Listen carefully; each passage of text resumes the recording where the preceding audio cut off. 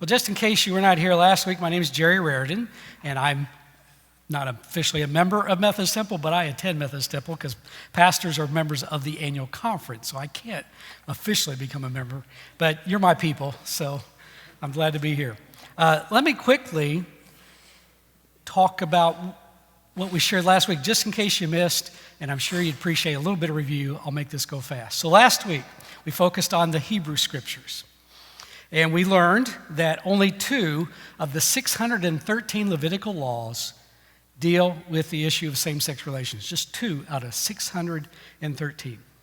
0 of those Levitical laws say anything about female same-sex relations.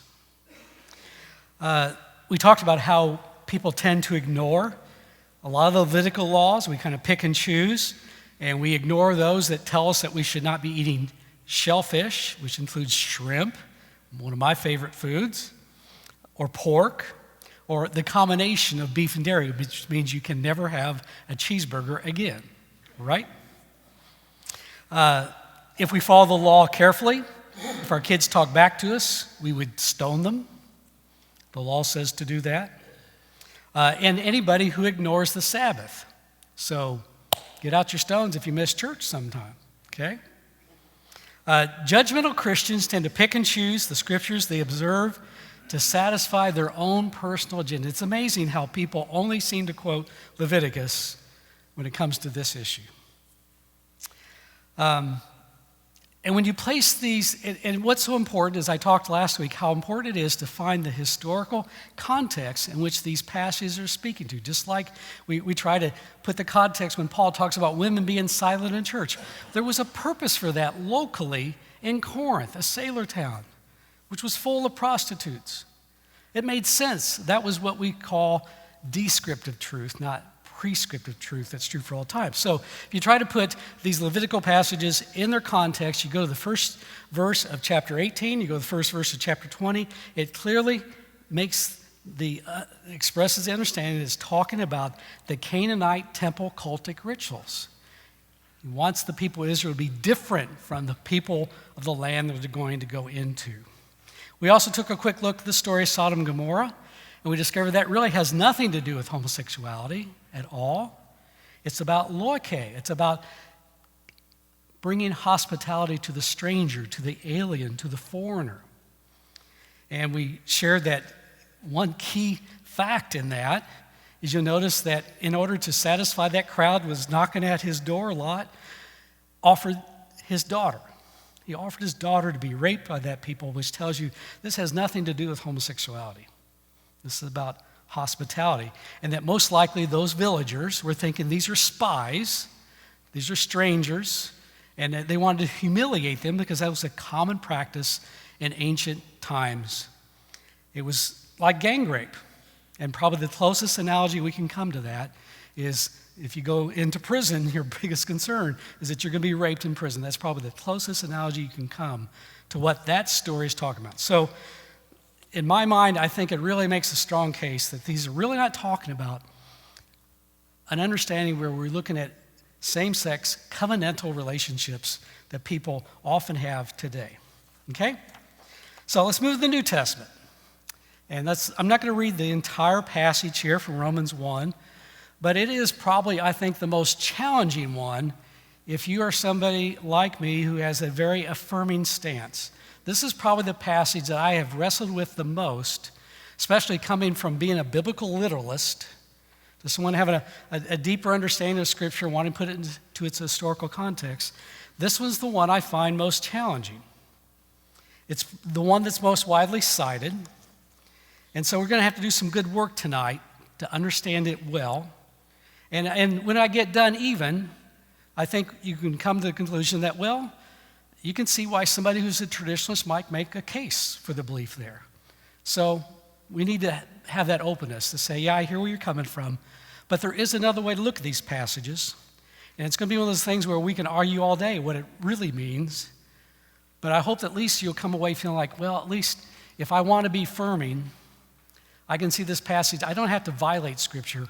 I can just simply have a better understanding of this, at least from how I see things, okay? It is the only passage of all these 6, quote, clobber passages that says anything about female same-sex relations. It's the only one.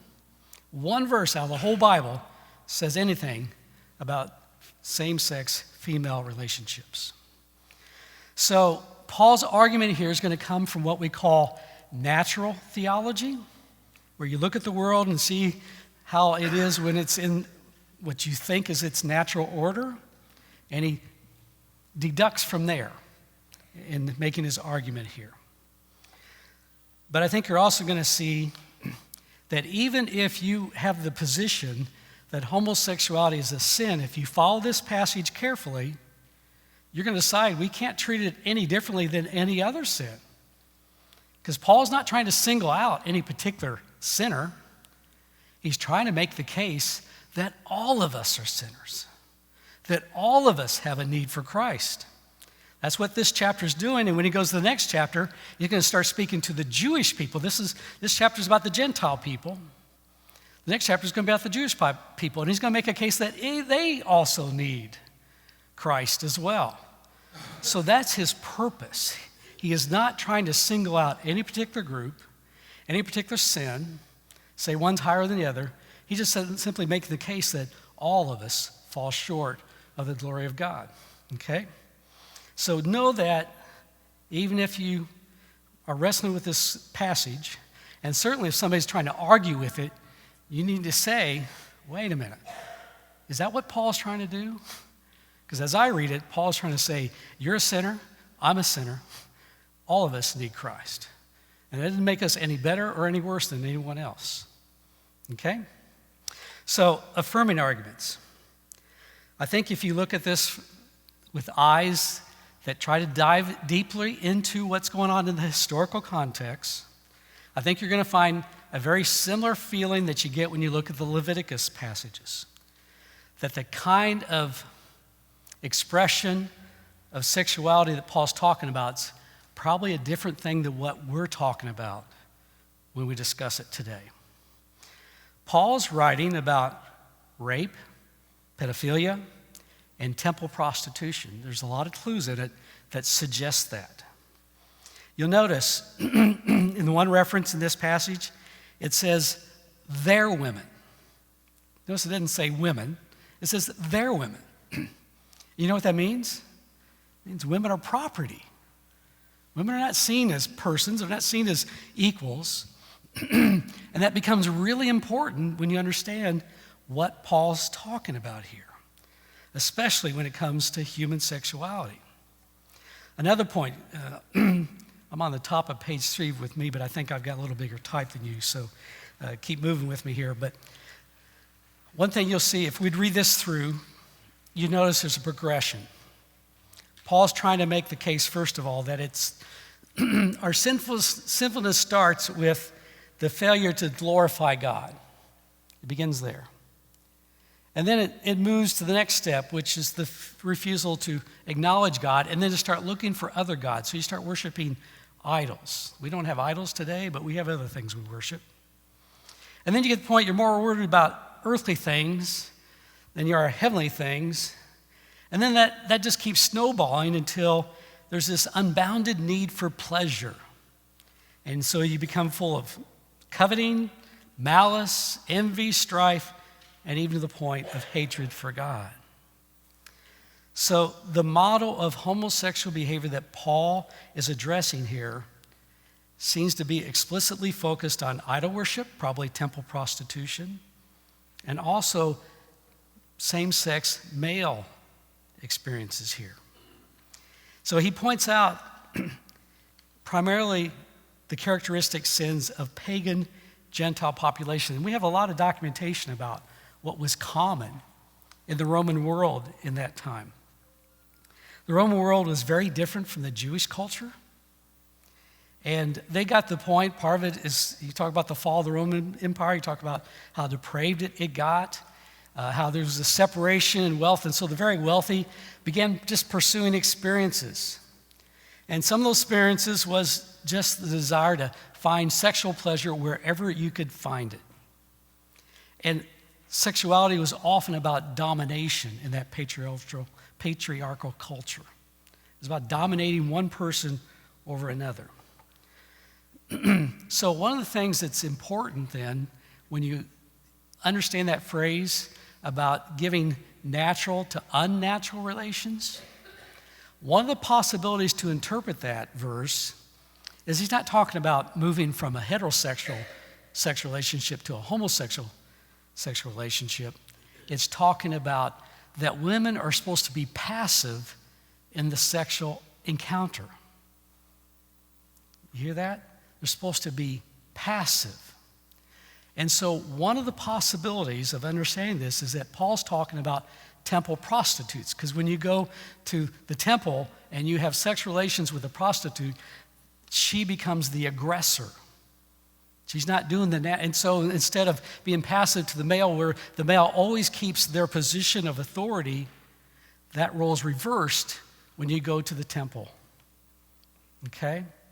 So that's one of the very distinctive possibilities that Paul's mentioning. I can't say that's for sure, but it's definitely a strong possibility based on the evidence that we have. Okay? I think when you go to that natural theology, we have to just admit this is one case where it might be possible if you did an interview with Paul and say, okay, what do you think about same-sex relationships? The Paul in that day might say, well, yeah, it's not right. It's wrong. That's not God's intended purpose. Just look how male and female body parts fit together. But if you could have Paul in our day, knowing what we know about human sexuality, knowing that sexuality is not binary, that there seems to be a continuum of expression and hormonal makeup of human anatomy and so forth, that he would say, well, yeah, given what we know now, he would say something different. That's one thing I feel about Paul in this. Paul, in that way, was speaking descriptive truth for his time based on what he knows, and God's revelation always has to filter through our human understanding of that time, just like at one time we thought the world was flat, right? And now we know that's not the case. And so you read some passages of the Bible, it's like, that sounds like a view that views the world as flat. Well, it is, because that's how they viewed it. They can only understand so much given what they know. And that's why I believe God continues to reveal. God continues to expand our understandings. So that's one way of approaching this. We also know from Greco-Roman world that probably most frequently when you talked about same-sex relations, it was pedastry, where it is a male exhibiting dominance towards a younger male slave. We have lots of examples of that in Roman literature. Very common practice. It likely refers to prostitution, often a master-slave sex relationship. For these men, a wife alone was not enough. They wanted novelty, they wanted excess, they wanted pleasures that were more exotic than what was typical. First century Roman philosopher Musonius Rufus wrote, "Not the least significant part of the life of luxury and self-indulgence lies also in sexual excess. Those who lead such a life crave a variety of loves, not women alone, but also men." So it was a culture of sexual excess. We do know even in the Roman court, and remember, this is a book written to the Christians who were in Rome, right? That's why it's called Romans. It's very likely, we seem to have some evidence, that some of the Christians were very involved in the Roman court, that there was a lot of comforts that had a lot of influence. That's probably why Paul spent time in prison and didn't get killed, but was allowed the freedom to write letters when he was in jail, because there was some Christian influence in that. But we know the Roman Emperor Gaius Caligula and Nero were known for their depravities. As a matter of fact, Caligula was known to rape the wives of dinner guests. Can you imagine that? And when he was assassinated, he was stabbed through the genitals. That's the expression, of the kind of person that he was. So while the subject may seem the same when you're reading this passage from the surface, when you dive deep, you see there's a lot of other possibilities. Okay? Any questions there before I move on to the Corinthian passages? Okay? And again, I'm not trying to say, I can't say 100% certain. It's one way, but certainly there's enough evidence to suggest that this is not talking about the same reality that we're talking about today when we talk about people who come to church, have same-sex relationships and families. It's a different reality. It's a very different reality. Okay? And that's based on the literature that we have of those times. Ready to move on? Corinthians. Again, I'm not going to read these word for word. You got them right there. But what is interesting about these are two Greek words. When I talk about Greek, I'm talking about Koine Greek. Okay? There's classical Greek, there's modern Greek, and there's Koine Greek that was in vogue at the time that the New Testament was written. It's no longer a spoken language. We only have it in writing. So I assume you took Greek, Andy? Did you take Greek? A little bit of Greek, okay. Well, I took a lot of Greek, and I was at Indiana Central at the time, and you can go there, and my name's still, I won the Alpha Award one year, so I used to know my Greek. I can't tell you I know it as well now, but I used to be pretty good at Greek. And it's interesting because when you read the New Testament in its original languages, you see things. It's very interesting. And these two words are words that have been misunderstood for a long time. So malakoi and arseniokoitai. These two words show up in these two passages. So I got underlined in 1 Corinthians 6:9, same-sex intercourse, that is that word, arseniokoi.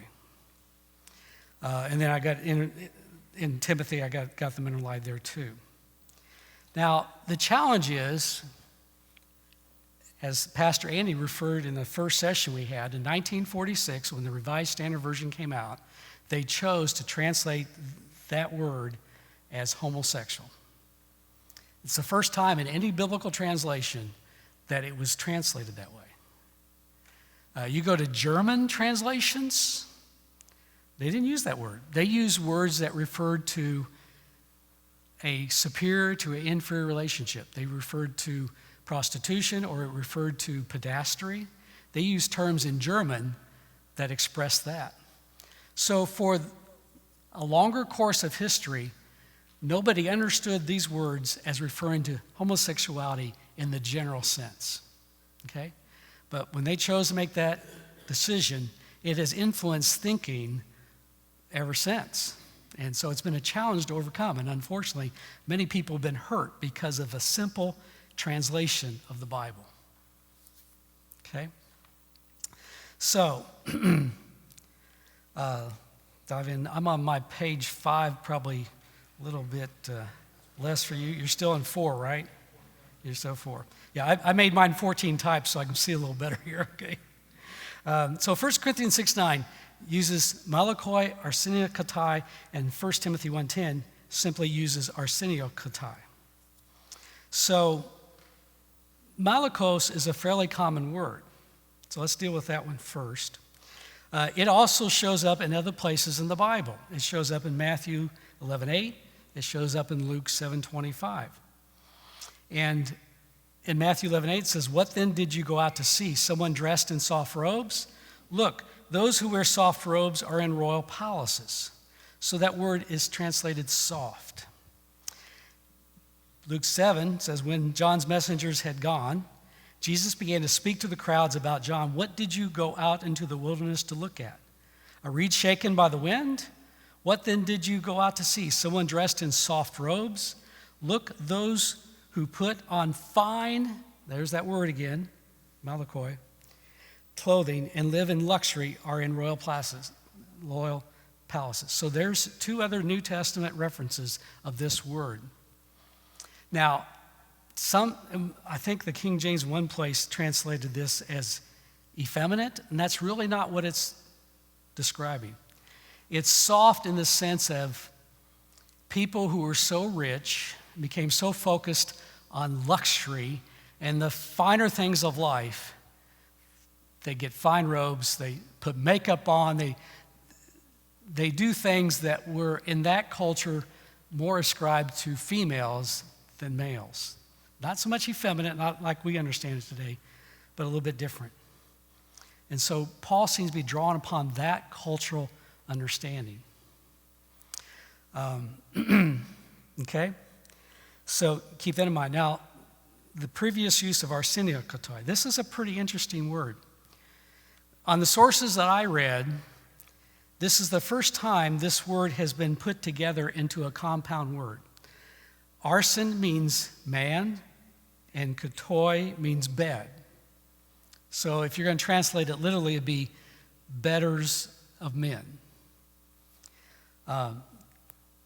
We find, and what I think happened here, because based on what we have in literature, this word never is seen as a compound word previous to the Apostle Paul. It's like he made it up. And what he seems to have done is, if you read the Greek Septuagint, which precedes the New Testament, it was written from 1 to 3, the first to third century in the BCE. And in one place in Leviticus chapter 20, these two words are side by side, but they're not one word. Paul seems to have put them together. It's like he coined a new word. Kind of like what we do today, we come up with some new hip word, that just a slight twist of something, and then before you know it, it ends up in the dictionary. Paul seems to have done that because the word then starts showing up in later Greek literature outside of the Bible. Now, this becomes really interesting for us because when you're trying to figure out, since this has not been ever used before, what's Paul doing? One thing we conclude is that Paul was trying to probably make a reference to the Levitical words. If that's the case, and if you believe I made a pretty strong case last week, that those Levitical passages are referring to temple cultic practices, that's likely what Paul is trying to suggest here. Okay? Not talking about just general human homosexuality, but talking about specific cultic practices. The other thing that it seems to show up is that 70 other times this word shows up outside the Bible. In almost every case, these are referring to practices that are usually violent or they're pedastry. They're where one human being dominates the other. So based on the evidence from literature, it seems to refer to those kind of practices rather than just a general understanding of homosexuality. So in Roman culture, a man who was more interested in pleasure than duty was considered to be soft or womanlike. Okay? When they get so focused on the finer things of life and don't go out and make a living like most men do, they get put in that category. And so often they were practicing a sexuality that was awful. Dominating other people was very out of the standard. It was using other people, using young men for their own pleasure. And that seems to be, if you just look at the evidence, the most likely explanation of what these words are trying to refer to. Okay? So I'll go down. They would not know of the claim of the New Testament scholar Dale Martin that of the few uses of the term arseniokotoi in Greek literature outside the New Testament, in 4 instances that it concerned economic exploitation and abuses of power, not same-sex behavior, or more precisely perhaps economic exploitation and violence in the sex business, as in pimping and forced prostitution. So if you were to come up with better translations today, you'd probably want to translate this as sex traffickers, sex exploiters, sexual predators, even pimps. And that's what you discover when you get into the original language. You realize it's not always cut and dried. We don't always know for sure how you translate this particular word. So based on the evidence surrounding it, based on how the word's used in other literature outside the Bible, you try to make your best guesses. So I've probably muddied the waters a whole lot for you, and that's probably a good thing. At least you know this is not cut and dried. People that just quote the Bible so quickly without any thought at all, and they think they've got a strong, powerful case. I'm just trying to tell you, they don't have a strong, powerful case. It's very confusing. And there's certainly cases to be made that it's not talking about the same thing that we're talking about today. Okay? Let me stop there. Any questions? We got a mic. We want to make sure you show up on the podcast that we put out there.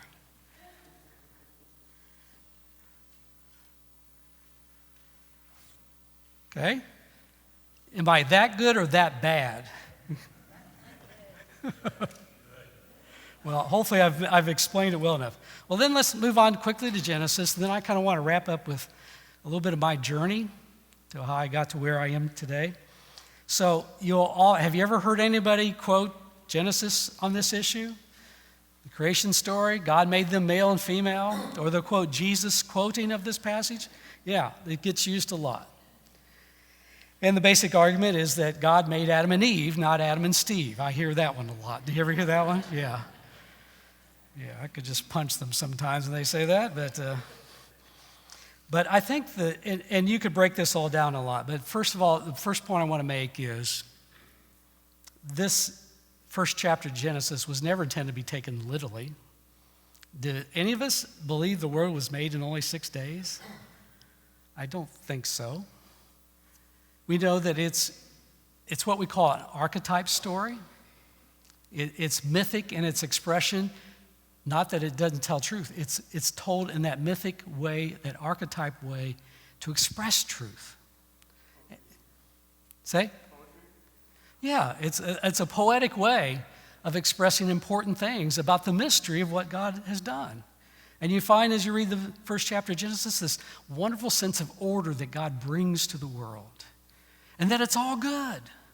There's so many great truths that come out of that.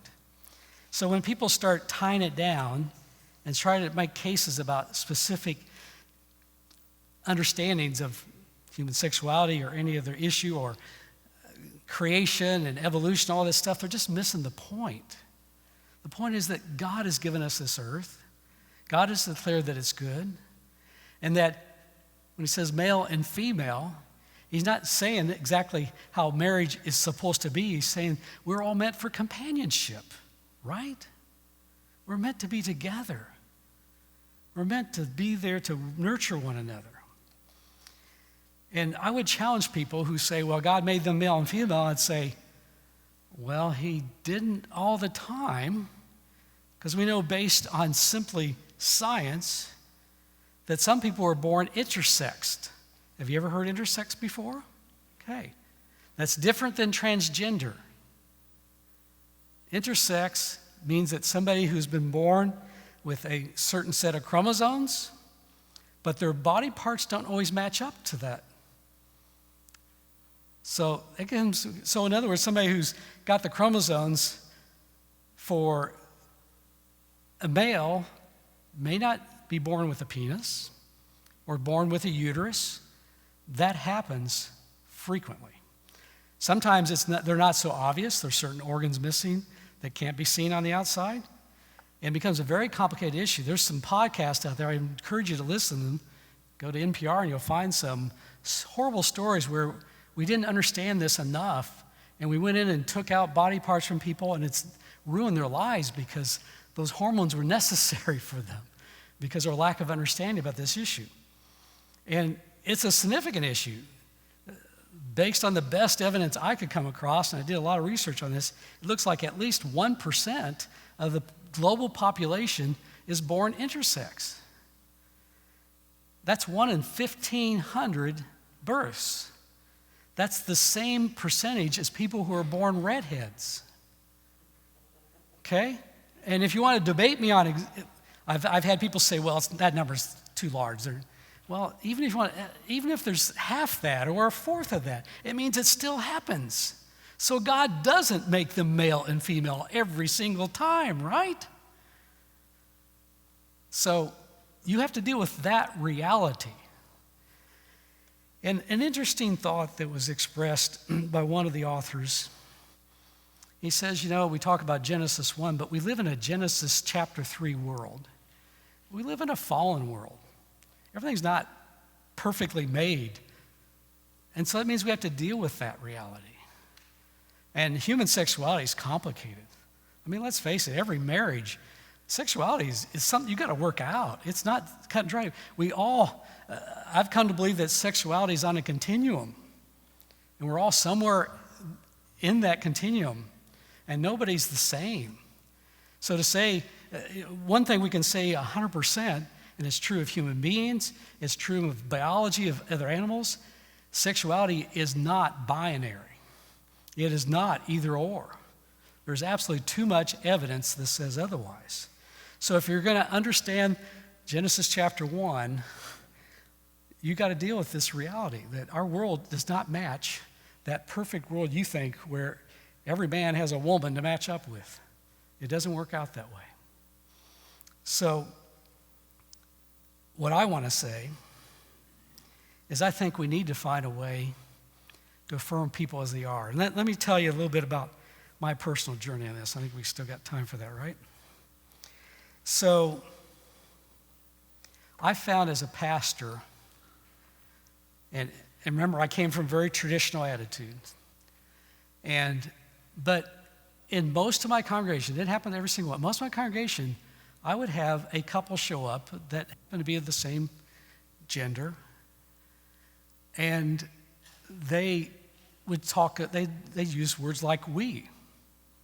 Nobody else in the church would ever deal with that. I had one couple, she ended up playing the organ for us. She was our backup organist.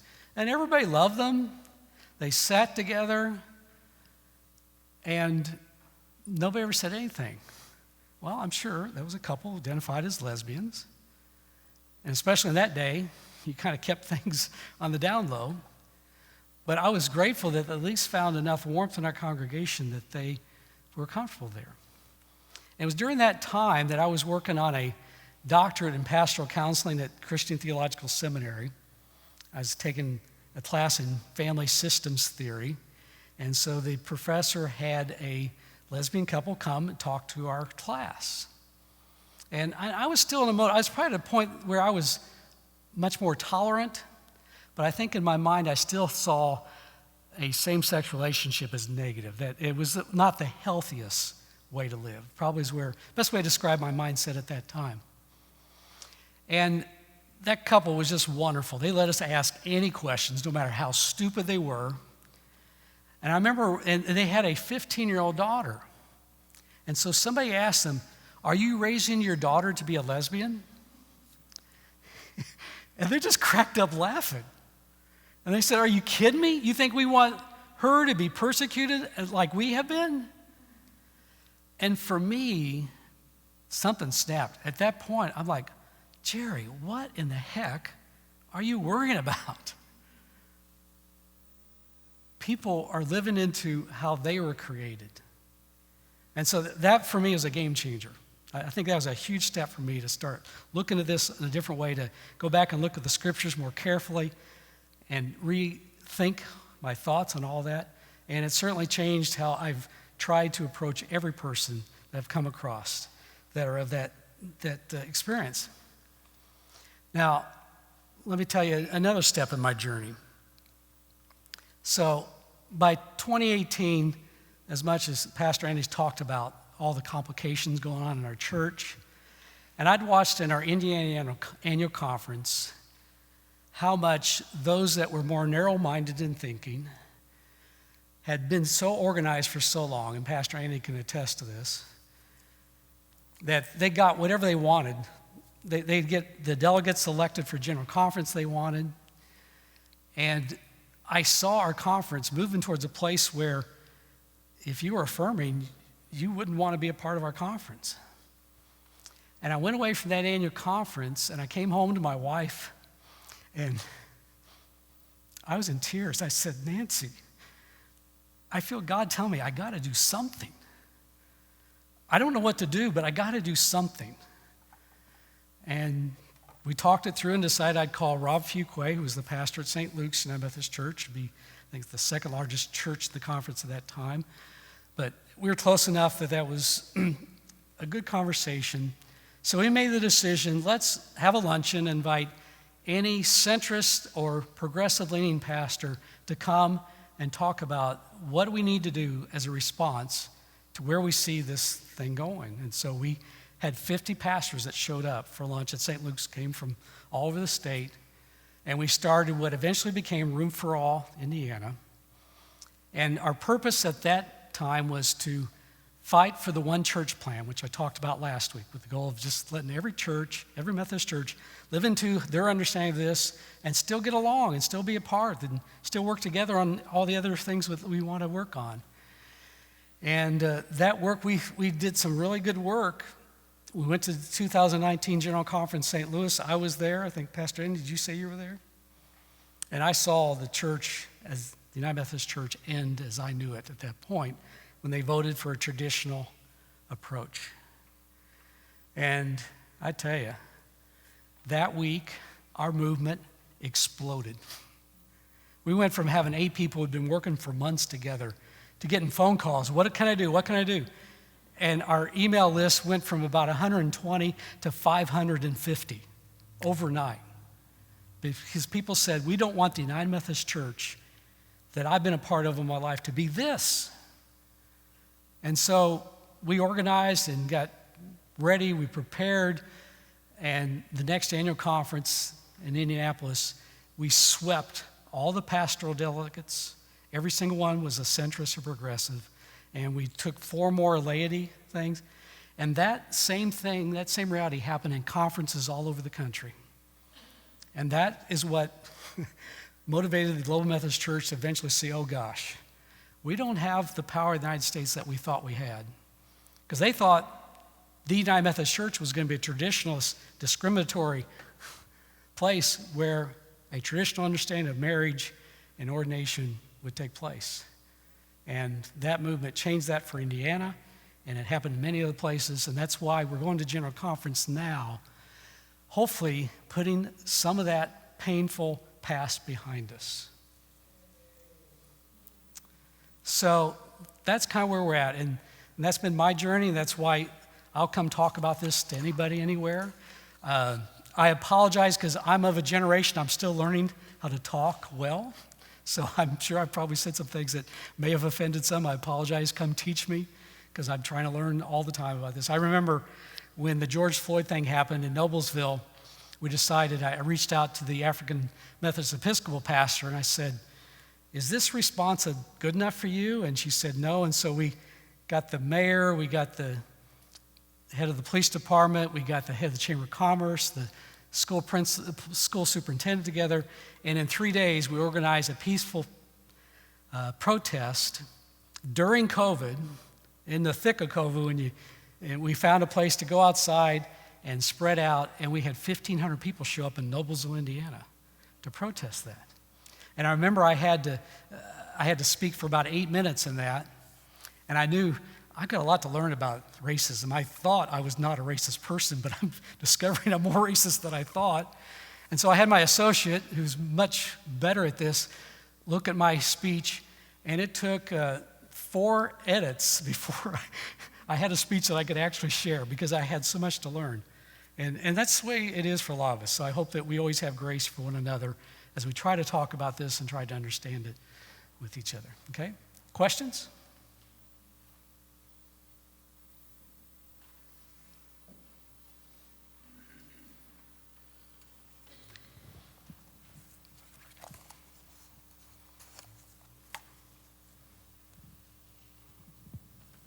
I have a question. There's several references to David Gushee. Could you maybe tell us a little bit more about who he is? And there's several books I read at the time. I'd have to go back and research that. Send me an email and I'll find you the reference. But I did this research about 2.5 years ago, so they're not fresh in my mind. What? Just an author, yeah. Go ahead and research. What's that? David Gushee, G-U-S-H-E. It's in the handout that you got. But I found several of his quotes to be very helpful. Yeah. I read about 6 different books, both traditional leaning and affirming leaning, trying to be as balanced. When I gave this at Noblesville first, I tried to take, here's the traditional stance, and here's the affirming stance. But we did that in an hour and a half, 4-hour-and-a-half session. So today I've tried to streamline it. So, okay, I don't have time to argue the traditional, so you probably know it already. So, other questions?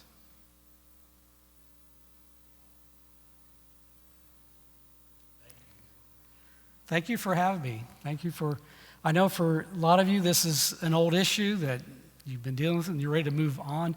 But, you know, one of the things that I mentioned in my last statement in the handout, I was in a meeting last week by Zoom, and someone made a really good comment that sometimes we talk about this as like, we're ready to get this over with so we can move on with more important things. And his point was, wait a minute. This is the important thing. Not that we want our whole church to be about one issue, but a lifestyle, a theology, a mission of being inclusive is something that's got ongoing work in lots of places. And so this is still important work. Hopefully we get past the fighting so we can start thinking about what's our vision, what that's going to look like. What does it mean to have a place where people can talk to one another? I love listening to Pastor Andy. I think he's right on the right track of we're in a very divided world. And just picking sides and fighting over and over doesn't get us anywhere. We got to learn how to talk to one another, how to listen to one another, and maybe find some place. One of the things I found in Noblesville First, that people got really focused on words. And it got so every sermon seemed to be political. It didn't matter whether I had no intention or not, but they'd think it's political. And they'd get upset. I'd hear threaten, we're going to leave the church. So I'd say, let's sit down and talk about it. And when you sat down and talked, you found out we agreed on about 90% of everything. It's just we get these buzzwords, and news sources want to just keep pushing people because that's what gets people angry and that's what makes them watch. But I don't think that's the reality. I think most of the time you sit down and talk, you find we agree on most things. We might differ a little bit how we think we need to solve it. But we got a lot more in common than we think, I believe. So I hope the church can be a beacon, live into that as a witness to our world because it needs it so badly right now. Okay? Shall we pray? Let's have a prayer and then you can go home. Well, Lord, we thank you. I appreciate everyone who's come tonight to wrestle, to learn, to grow, to find ways to use words that might help someone else have a discussion on this. But most of all, may we just lean into that inclusive heart that you have. Scriptures is full of example after example where you embrace everyone, especially those the world has left behind. So may we live into that and be that Christ-like congregation person and be a family for those that need it. In your name we pray. Amen.